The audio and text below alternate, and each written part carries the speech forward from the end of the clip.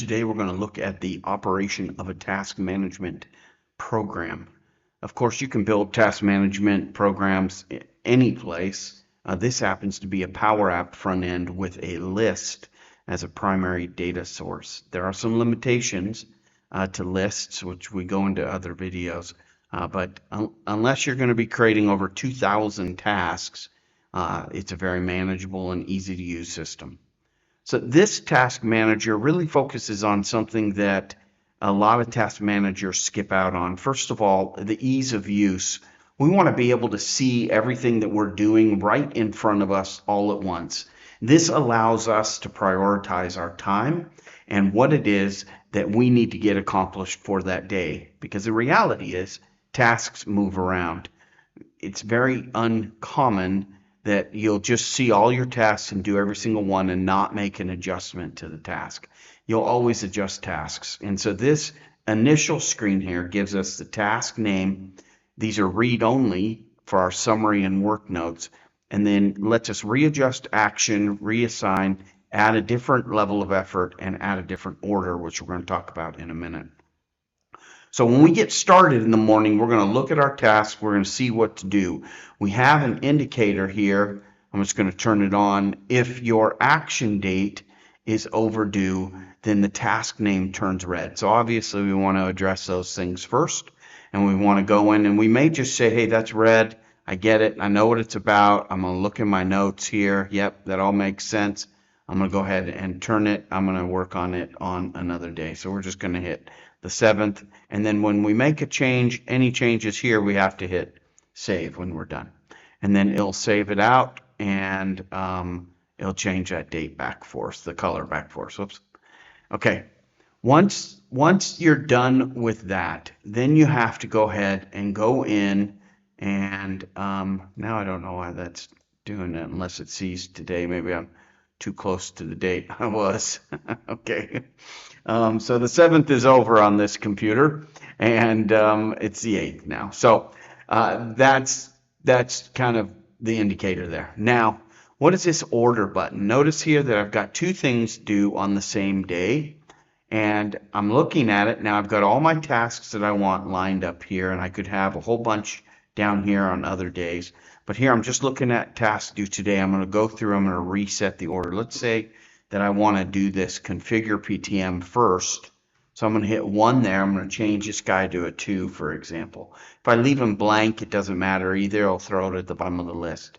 And then I hit save. And what will happen is it's going to reorder those tasks for me. So now I know exactly what I'm working on.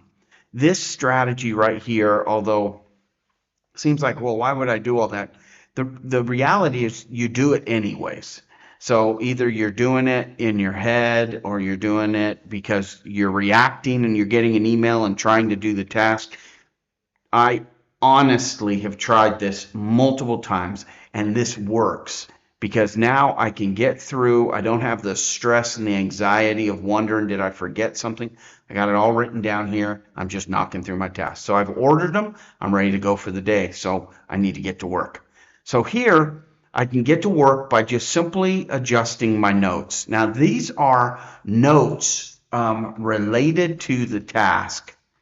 And we need this as a central location for information. So when we use email, for example, we're emailing all over the place, right? And it's not really associated with an action. This right here is associated with this action right here, which is the task name, which is also right here, okay? This information is specific to that. So I'm going to put a date in, for example. I'm going to put a date. And we're going to say 2310 for the time. And I may even put my name in there so I know that I took care of that, okay? And then I may put in here a POC. So I'm going to put in POC 1 here, for example. And I can put in other tags that I want here, right? Maybe code or maybe it was a meeting note. Now, notice I put a numeric 2 value after. That's because it's unique when I use a search engine, and we'll show you that in just a moment. So here I'm good to go, but here I need to talk to this POC1. So I would put in here POC1, and Now I need to email this person right here, which happens to be myself. Okay, so we're going to hit the email button right here. And with the email button, it allows me to do a couple things. One, I can check my dates. So the next time I'm going to follow up on this is going to be on the 11th. Okay, and I'll show you why this is important. Then this is the note that I'm going to send to POC1. So I'm just going to copy this and I'm just going to paste it in there just like that.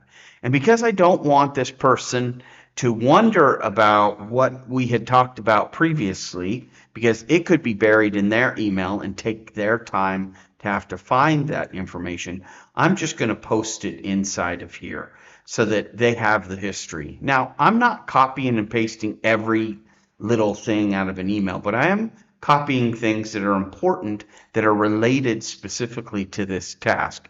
I'm not copying the thank yous and have a good days, but I am copying other things that are important because this becomes my work journal related to activities for this task. Now, the benefit to this is huge. I cannot tell you how huge this is. It will make a huge difference in the way you work. It allows you to spread yourself thin, basically, to do multiple things at once. Because once I get done with this task, I'm done. I've documented everything. I know where everything is. I'm confident. I'm feeling good about it. And I don't have to worry about it. So I set the due date. I click on whatever action is necessary or send an email to somebody to help me with it. And away I go. I may also add, here I'm working on configure, so I may just add an attachment by going in here and saying, let's say I just want to add that attachment there. Okay, so now I'm going to have an attachment related to this as well. Notice the paperclip turns green saying, hey, you got an attachment here. Now I'm looking at this email. It's not going to email the attachment, by the way, because that's my stuff, but I am going to email and send an email out by just clicking on the send button there. Now, we're going to get that email in a minute and we'll pull it up. But the exciting thing about that email is you can include people that are not inside of your task management. And because you're including them, you're going to want the reference of where that information comes from. So here's the email that we received, and you can see we've received the email.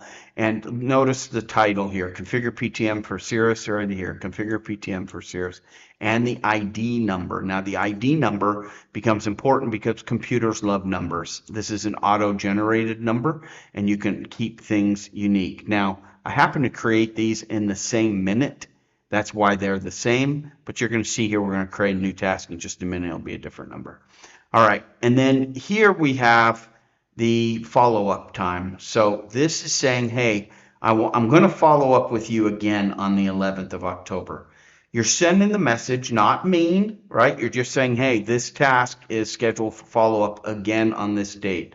So for the person who's receiving this and what you're asking from the person, they're saying, oh, wow, this person's going to actually call me again on this, and so I better make sure I get this done, right? So you got that going for you. And then here you have the history. So this is the history that we copied from here and put into here. Now, why is this important? Because this information could be months. You could be working on something for weeks or months. And all of this related information to this task makes it easier for the individual receiving this email to be able to respond, and they have all the data that they need right in front of them. Additionally, they can see every single time you followed up on the email. Now, for some, this is a point of motivation because nobody wants a paper trail that says that they have not been responsive to a task that's been asked by a fellow worker. This, if it goes on for multiple occasions where you continue to ask and you're still not getting any response, then the person receiving it will feel guilty and in most cases will respond. So this is a great way to kind of show them that you're on it and hopefully they'll respond. We also put an asterisk in on the email at the top so it stands out in their inbox, and we put all this information in. When they hit reply, which most people just hit reply, notice that we're going to capture this task inside of the subject. Most people won't change that. Then when they send this back to you, you get the email, you'll see that there's an ID number on it. You just copy that ID and then you go over to your task manager and you look for it, and then the task will come up. Now, it happens to be we have two tasks that are by the same number, so it's coming up, but I'll show you here in a minute how that is a little different. So that's kind of the thing on the email and keeping everything in the journal. When you're done, this is auto saving all the time. So when you're done, you can just go like that, and you can adjust the dates independently, but usually I'm adjusting the dates when the task is up as well. You can, we showed you how to do the paperclip, but let's say you want to add a new task. You just simply put it in there. We're just going to call this sample, and we're going to hit say archive no, and then you hit save. Now notice sample's going to come up here. Notice it's 1946 is the last. If we search, remember here we only see the tasks that we want. Here we have sample. We don't have anything in it. That's okay. We're just going to go ahead and archive this task by clicking there, and then we're going to say move to archive. Once it moves it over to archive, we can go into our archive and we can see what we have. We can search for sample. That seems to be a popular one. The one that we just did, I think, was 1916 sample. Now, if you happen to have an attachment on there, those attachments you can add, and you can adjust this, by the way, at any time, and add information to it, and it will stay in the archive. So you may just want to add data to it for historical. Maybe it's a reading note, a research project that you're working on. Maybe it's some code that you're working on to program something, or maybe it's meeting notes that you're updating. Whatever it is, it's going to get saved inside the archive. You don't have to turn it back to a task to do that. So that's kind of nice. All right. If you wanted to bring it back, you could just go ahead and say no here and hit the save button. And when you hit the save button, notice it disappears. Our text disappears. If we go back to the task itself, notice sample is there. We have the text that we were working on with the work notes, and we have the attachment as well. So everything's in line, exactly what you want. So the last feature we'll show you is calendar. So calendar is just a feature that you can add anything at all. So here you're going to be, let's just say you're going to take some vacation, and you don't need to put anything else in there. And let's say the vacation is for this week, and then you just hit save. Now what that does is it just shows that you're going to be on leave at that time. Maybe when you get back, you're going to have a meeting that starts, and you're going to be TDY for that meeting. So I'm just going to say it's going to be 2 days. I'm going to take this out, and I'm going to say TDY, and I'm going to be in Niger, for example, and you know, that's all. So I can just hit save, and then it's going to put it down here and show us. Now the benefit of this is you don't have to share with other people what your calendar is, but you could easily share when you're going to be out of the office, when you're going to be in the office, when you're going to maybe be working. Maybe this is you're going to work remote that day, or you're going to telework that day, or whatever. A lot of people, this has come up as a new requirement for people because a lot of people are working at home or whatever, and they want to keep people up to date with where they are because they don't see them every day. This is also set to only do 120 days from today. So when this expires, that calendar event expires, for example, then it just goes ahead and falls off of your calendar because it's no longer important.